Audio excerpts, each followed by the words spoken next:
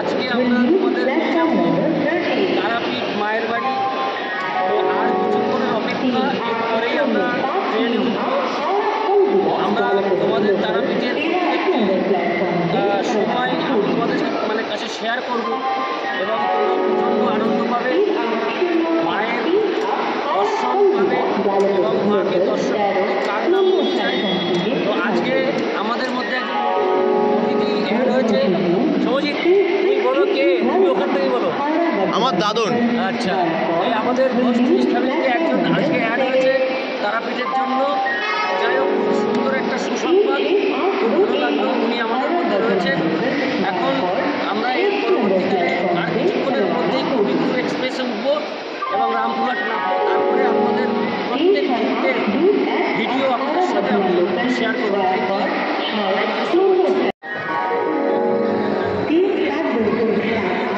আমরা এখন রয়েছি হাওড়া স্টেশন। আমাদের ট্রেন 10:40 সকাল 10:40। আমরা চলেছি তারাপীঠের উদ্দেশ্যে। এখানে প্রতীক্ষালয়ে আমরা অপেক্ষা করছি আমাদের ট্রেনের জন্য। আর কিছুক্ষণের মধ্যে আমাদের ট্রেন চলে আসবে।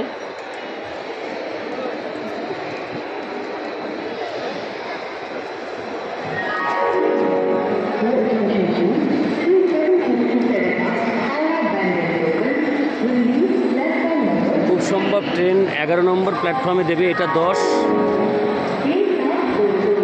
এই ওইদিকে 11। তো এখনও ফাইনাল অ্যানাউন্সমেন্ট হয়নি।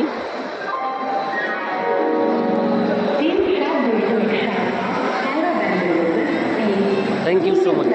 বন্ধুরা, আমরা এখন হাওড়া স্টেশনে প্রতীক্ষা করছি। আমাদের কবিগুরু এক্সপ্রেস দিয়েছে 11 নম্বরে D3, এই যে 13015, এই প্ল্যাটফর্মটাতে আমাদের গাড়ি দিয়েছে তারাপীঠ যাওয়ার জন্য, রামপুরহাট। তো আমরা এখন প্রতীক্ষা করছি। এই পাপিয়া এদিকে দেখাও। এই যে সব প্রতীক্ষা করছে।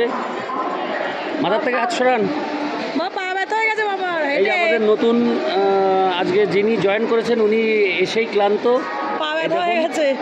নতুনজন আমাদের একটু ক্লান্ত হয়ে গেছে। তাই কোনো সমস্যা নেই, গাড়িতে উঠে গেলে গাড়িতে উঠে গেলে ঠিক হয়ে যাবে।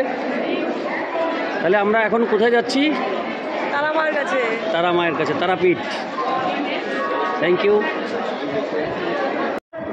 বন্ধুরা, আমাদের ট্রেন অলরেডি ঢুকে গেছে। তারাপীঠে যাওয়ার যে ট্রেন কবিগুরু এক্সপ্রেস, সেটি এই ঢুকছে। এদিকে আছে পাশে পাপিয়া এইদিকে আছে। এই দেখুন, ট্রেন অলরেডি চলে এসছে, কবিগুরু এক্সপ্রেস।